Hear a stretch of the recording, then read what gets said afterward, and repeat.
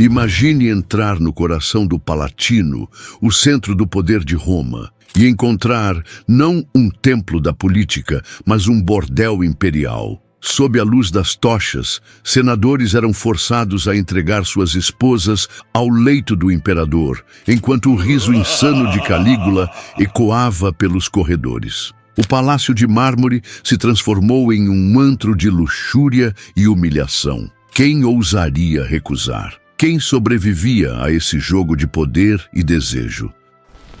As portas de bronze se abriam, e o que deveria ser a residência mais sagrada do império revelava um espetáculo degradante. O Palatino, símbolo da glória romana, havia sido transformado em um palco de prazeres obscuros, onde Calígula reinava não como imperador, mas como senhor absoluto do desejo. O palácio imperial já era conhecido por seu luxo, mas sob o comando de Calígula, suas colunas de mármore e seus corredores dourados deixaram de ser símbolos de poder político e se tornaram testemunhas silenciosas de uma decadência sem precedentes. Historiadores como Suetônio e Cássio Dio descrevem cenas em que os aposentos foram convertidos em verdadeiros cubículos de prazer. O jovem imperador, obcecado por controle e humilhação, ordenava que senadores e cavaleiros ricos enviassem suas esposas e até suas filhas para servirem nas orgias que organizava.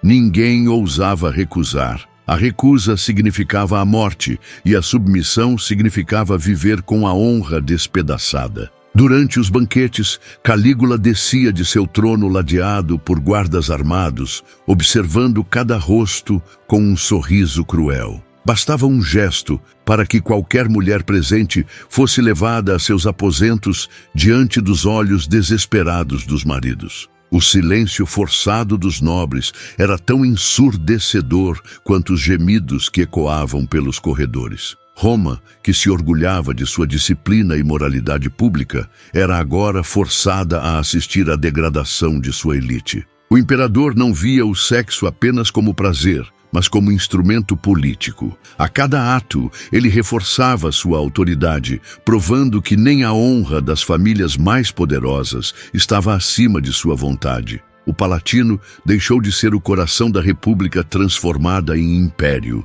Era agora um bordel colossal, onde o poder se media pelo grau de humilhação imposto. Senadores outrora respeitados se viam reduzidos a espectadores impotentes, obrigados a sorrir enquanto suas esposas eram arrastadas para os aposentos do tirano. Calígula se divertia em inverter a ordem natural das coisas. O espaço sagrado, onde se tomavam decisões políticas que moldavam o destino de milhões, se tornava palco de espetáculos obscenos. Tochas iluminavam corpos entrelaçados sobre tapetes manchados de vinho, e o odor de perfumes caros, misturado ao suor, enchia os salões com um clima sufocante. O que deveria ser símbolo da glória romana se transformava em uma lembrança viva da degradação de um povo submetido ao capricho de um só homem. Relatos sugerem que ele chegou a cobrar entradas para esses banquetes, não apenas para arrecadar dinheiro e bancar seus excessos, mas também para humilhar ainda mais o Senado. Nobres que haviam construído suas fortunas em gerações eram reduzidos a clientes de um prostíbulo imposto pelo imperador. A ideia de que um palácio, outrora consagrado aos deuses domésticos de Roma, se tornasse um prostíbulo público era tão perturbadora que até os historiadores mais críticos descrevem esses episódios com horror. Essa era a essência do reinado de Calígula. Um homem que não se contentava em governar o corpo político do império. Ele queria possuir a carne, a dignidade e até a alma de seus súditos. O sexo não era prazer, era punição, era um recado. Quem ousaria resistir a um imperador que se autoproclamava Deus vivo? Mas o palácio transformado em bordel era apenas a superfície da loucura. Por trás dessas orgias forçadas, havia segredos ainda mais sombrios, envolvendo não apenas esposas e filhas de nobres, mas também sua própria família. E é nesse ponto que a história mergulha em uma dimensão ainda mais perturbadora. As relações incestuosas que chocaram Roma e alimentaram rumores que atravessaram séculos. Entre todos os escândalos de Calígula, havia um segredo que não se limitava a humilhar senadores ou transformar o palácio em um prostíbulo.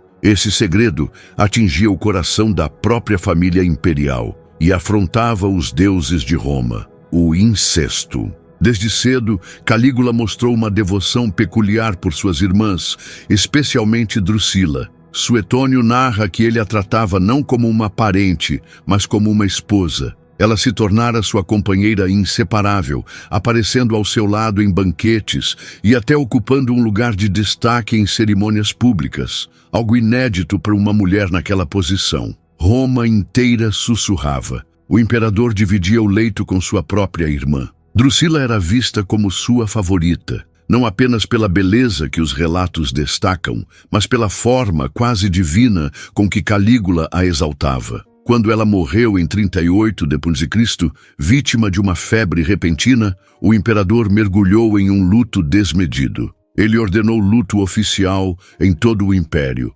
decretou dias de jejum e chegou a ameaçar de morte quem fosse visto sorrindo durante o período de dor. Para os romanos, era um sinal claro. O vínculo entre eles ultrapassava qualquer laço fraterno comum. Mais perturbador ainda, dizem que Calígula não apenas chorou sua morte, mas também a venerou como uma deusa, construindo altares em sua memória e exigindo que o povo a cultuasse como se fosse uma nova Vênus. Mas Drusila não foi a única. As outras irmãs, Agripina e Lívila, também foram alvo dos caprichos do imperador. Durante banquetes, ele as exibia como se fossem amantes, beijando-as diante dos olhos atônitos dos convidados e insinuando relações que iam muito além dos limites da moral romana. Em alguns casos, chegou a usá-las como moeda de poder, oferecendo-as a aliados temporários e depois retomando-as como se fossem sua propriedade pessoal. Essa mistura de desejo, posse e política deixava claro que para Calígula não havia fronteiras entre o público e o privado. Essas atitudes não apenas chocavam Roma, mas também criavam instabilidade política. Ao transformar suas irmãs em objetos de prazer e símbolos de poder, Calígula colocava em risco a legitimidade da dinastia. Afinal, se a linhagem imperial era sagrada, como explicar que o próprio imperador profanava esse sangue com atos que beiravam a blasfêmia? Até mesmo os senadores mais bajuladores se incomodavam com tamanha audácia, mas não ousavam questionar abertamente. O caso mais emblemático foi a deificação de Drusila. Alguns registros sugerem que Calígula acreditava que a alma da irmã continuava ao seu lado, orientando-o. Esse culto privado se tornou público quando ele ordenou que estátuas dela fossem erguidas em templos e que os cidadãos oferecessem incenso em sua honra. Drusila não era apenas lembrada, era venerada. A linha entre política, religião e desejo pessoal havia sido definitivamente rompida. Essas excentricidades sexuais não estavam isoladas, faziam parte de um padrão de comportamento no qual Calígula usava o prazer e o escândalo como armas. Ele sabia que cada rumor espalhado, cada olhar chocado e cada sussurro de incesto aumentava sua aura de poder. Era como se dissesse: se posso profanar até os laços mais sagrados, quem ousará me desafiar? Mas os desejos de Calígula não se limitavam a orgias privadas ou a relações incestuosas. O mesmo homem que transformava irmãs em amantes e esposas em reféns, decidiu estender sua obsessão ao próprio povo. Foi então que ele deu um passo ainda mais ousado. Abriu as portas do império para que todos pudessem testemunhar e participar de sua luxúria. Se os corredores do palácio já eram um antro de luxúria, imagine quando Calígula decidiu levar sua decadência às ruas. O que antes era segredo dos muros do Palatino se transformou em espetáculo público. O imperador não se contentava em dominar os nobres ou em profanar sua própria família. Ele queria que a multidão de Roma presenciasse, aplaudisse e até participasse de sua loucura. Para isso, transformou festas, banquetes e até cerimônias religiosas em palcos de obscenidade. O povo, acostumado aos espetáculos dos gladiadores, agora via cenas que misturavam erotismo, violência e poder de forma inédita. Fontes antigas relatam que Calígula chegou a organizar festivais em que mulheres da nobreza eram expostas diante da população, obrigadas a se deitar em público sob o olhar impiedoso do imperador. Para ele, não havia diferença entre uma arena de gladiadores e uma cama improvisada sob a luz das tochas. Tudo era espetáculo, tudo era política. Cada ato erótico em público não era apenas prazer, era demonstração de domínio absoluto sobre corpos e vontades. O episódio mais marcante foi a transformação de parte do palácio em uma casa de prostituição acessível ao povo. Calígula ordenou que nobres, plebeus e estrangeiros pudessem entrar e pagar por relações com mulheres da elite, esposas de senadores e até cortesãs escolhidas por ele próprio. As moedas iam direto para os cofres imperiais, esvaziados por seus gastos absurdos. Mas mais do que arrecadação, esse bordel estatal era uma afronta à moral romana, que prezava pela distinção entre a vida pública e privada. Em alguns casos, Calígula participava ativamente das encenações, misturando-se ao povo como se fosse um ator em sua própria peça. O imperador não tinha vergonha de se exibir em atos que chocavam até os mais libertinos. Os relatos descrevem-no rindo, embriagado, jogando vinho sobre os corpos e incentivando a multidão a aplaudir ou vaiar os participantes, como se fosse um espetáculo de circo. Esse comportamento não apenas chocava, mas também corroía a confiança do povo na figura imperial. Se Tibério havia se escondido em Capri para viver seus excessos, Calígula fazia o oposto. Ele trazia os excessos para o coração de Roma, sem pudor. Essa exposição pública era uma provocação, um desafio à tradição, uma declaração de que o império agora pertencia a seus caprichos. Os templos também não escaparam. Há registros de que Calígula, em sua megalomania, misturava ritos sagrados com encenações obscenas. Sacrifícios aos deuses eram acompanhados de orgias improvisadas, como se o próprio Júpiter tivesse descido para festejar entre mortais. Para os religiosos, era uma blasfêmia sem precedentes. Para o povo, um espetáculo perturbador que confundia fé e prazer. Esses episódios revelam um padrão. Calígula não buscava apenas satisfação pessoal, mas a destruição deliberada dos limites que sustentavam a ordem romana. Cada ato público era um ataque direto à dignidade do Senado, à moralidade do povo e à própria religião. O imperador queria que todos soubessem, nada era sagrado, exceto sua vontade. E ainda havia outro detalhe, o uso do dinheiro público. Para financiar suas festas, Calígula esgotava os cofres do império, cobrando taxas absurdas, confiscando propriedades e até leiloando posições políticas. O povo que assistia a seus espetáculos era o mesmo que sofria com impostos sufocantes e a escassez de recursos. Assim, o prazer de um homem se transformava em sofrimento coletivo. Mas por mais ousado que fosse expor sua luxúria em público, Calígula ainda não havia chegado ao auge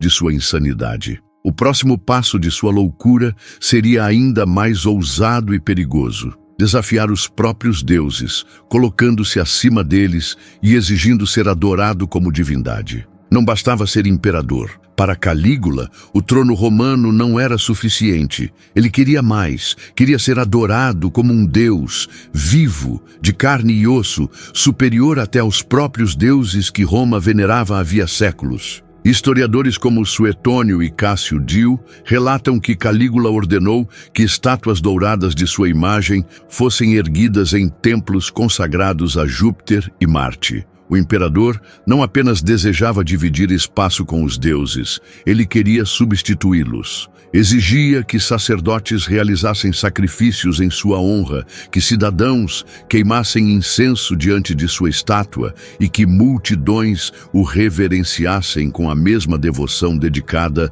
às divindades eternas. O Palatino, já marcado por orgias e humilhações, foi convertido em um templo vivo. Calígula aparecia vestido com mantos sagrados, às vezes como Apolo, outras como Baco e até como Vênus, desafiando as fronteiras de gênero e debochando da moral tradicional. Seus trajes extravagantes, bordados em ouro e cravejados de pedras preciosas, não eram apenas vaidade, eram símbolos de uma mensagem clara. Ele queria que Roma acreditasse que estava diante de um ser divino, não de um simples mortal. Essa mania de grandeza não se limitava a roupas ou estátuas. Calígula chegou a construir altares pessoais, onde ele próprio oficiava como sacerdote, obrigando senadores e sacerdotes tradicionais a se ajoelharem diante dele. Muitos deles, homens que antes julgavam governar o destino de Roma, eram forçados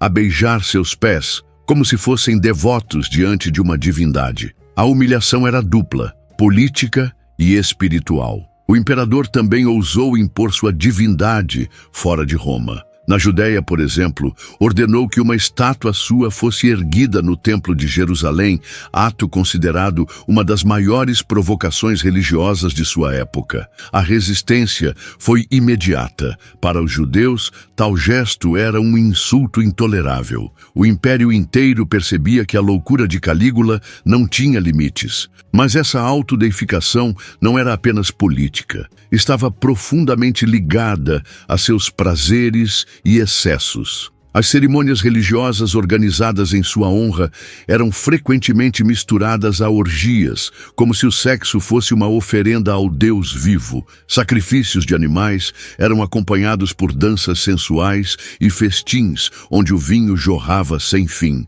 O que deveria ser sagrado era transformado em espetáculo grotesco. O impacto sobre a população foi devastador. Muitos se sentiam forçados a fingir devoção, mas o medo era constante. Recusar-se a adorar o imperador significava condenação imediata. Já para outros, a figura de Calígula adquiria um tom quase místico. Havia quem realmente acreditasse que ele possuía poderes divinos, principalmente após sobreviver à misteriosa doença que quase o matou no início de seu reinado. Para esses, sua recuperação foi vista como um renascimento, um sinal de que os deuses o haviam escolhido para governar acima da humanidade. Essa mistura de política, religião e luxúria corroeu ainda mais os alicerces de Roma. A República já havia desaparecido décadas antes, mas agora até os deuses eram arrastados para o palco de humilhações de Calígula.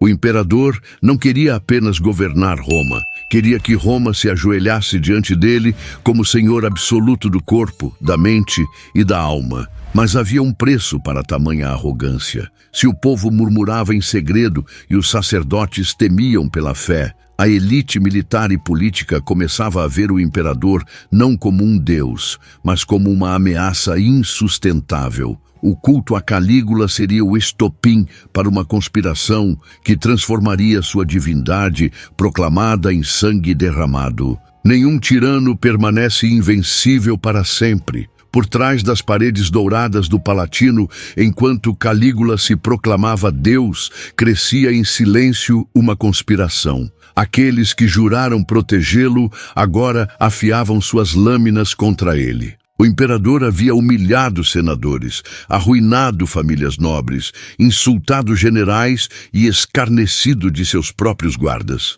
A cada banquete, a cada espetáculo obsceno, ele colecionava inimigos. Os murmúrios de traição ecoavam pelos corredores de Roma, mas Calígula, cego de arrogância, ignorava os sinais. Ele acreditava que sua condição de divindade viva o tornava intocável. Entre os descontentes estava Cássio Quereia, um tribuno da guarda pretoriana. Por diversas vezes, Calígula o ridicularizou em público, chamando-o de efeminado e forçando-o a usar senhas ridículas em serviço, como nomes de deusas, em vez de comandos militares. O ódio de Quereia cresceu como uma ferida aberta. Para ele, a vingança deixou de ser apenas desejo, tornou-se missão. E conspiração tomou forma em segredo. Senadores, oficiais militares e membros da própria guarda pretoriana se uniram, cada um motivado por rancores pessoais ou medo de que o império desabasse sob o peso da loucura do imperador. O plano era simples e arriscado: surpreender Calígula em um momento de vulnerabilidade, longe das multidões e sem suas habituais demonstrações de poder. O dia chegou em janeiro de 41 d.C., durante os festejos dedicados ao teatro. Calígula, como sempre, ria alto, rodeado de cortesãos e guardas, mergulhado em sua autopercepção de imortalidade. Ao final de uma apresentação, foi conduzido por um corredor estreito do palácio, um local perfeito para uma emboscada. Os conspiradores aguardavam. De repente, Quereia avançou. O primeiro golpe foi certeiro, perfurando o imperador que, atônito, mal teve tempo de reagir. Em instantes, outros guardas se juntaram ao ataque, desferindo dezenas de golpes. O corpo de Calígula, que poucos dias antes desfilava como o de um deus intocável, agora jazia dilacerado no chão de mármore. O sangue escorria entre os mosaicos, manchando cenas mitológicas com a realidade brutal da morte. O choque foi imediato. Dentro do palácio, pânico. Uns corriam para escapar, outros tremiam de medo de serem acusados de cumplicidade. Mas a fúria dos assassinos não se limitou ao imperador. Sua esposa, Milônia Cesônia, foi morta com um golpe na cabeça, e sua filha pequena, de apenas 2 anos, teve a vida arrancada de forma bárbara. A mensagem era clara: nenhum vestígio de sua linhagem deveria sobreviver. Do lado de fora, quando a notícia se espalhou, Roma mergulhou em um silêncio carregado. Alguns celebraram em segredo, aliviados com o fim de um tirano que transformara o império em um espetáculo de luxúria e sangue. Outros temeram represálias, incertos sobre quem assumiria o poder. O corpo de Calígula, ensanguentado e sem vida,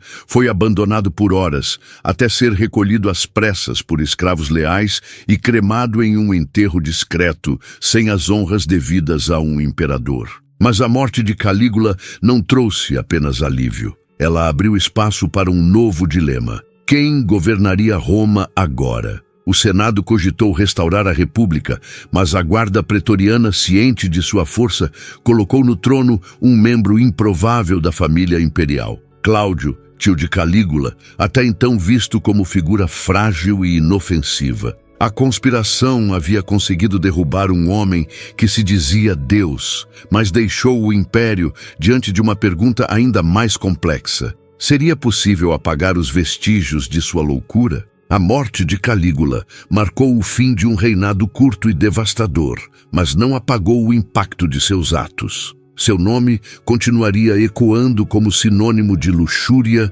loucura e tirania. Mas afinal, o que sua história nos revela sobre o poder absoluto e seus limites? O sangue que escorreu pelos mosaicos do Palatino naquela tarde não apagou a sombra de Calígula. Pelo contrário, gravou seu nome na memória de Roma como um aviso eterno. Durante apenas 4 anos de reinado, ele conseguiu corroer tradições, humilhar a nobreza, profanar o sagrado e transformar o império em um teatro grotesco de luxúria e medo. Sua morte brutal mostrou que até o homem que se julgava Deus podia cair pela lâmina de seus próprios guardas. Mas por que sua história ainda nos fascina tanto? Talvez porque Calígula represente o extremo daquilo que o poder pode provocar em um ser humano. Ele não governava apenas corpos, mas também a dignidade e a fé de seu povo. Transformou o sexo em arma, a religião em espetáculo e a política em humilhação.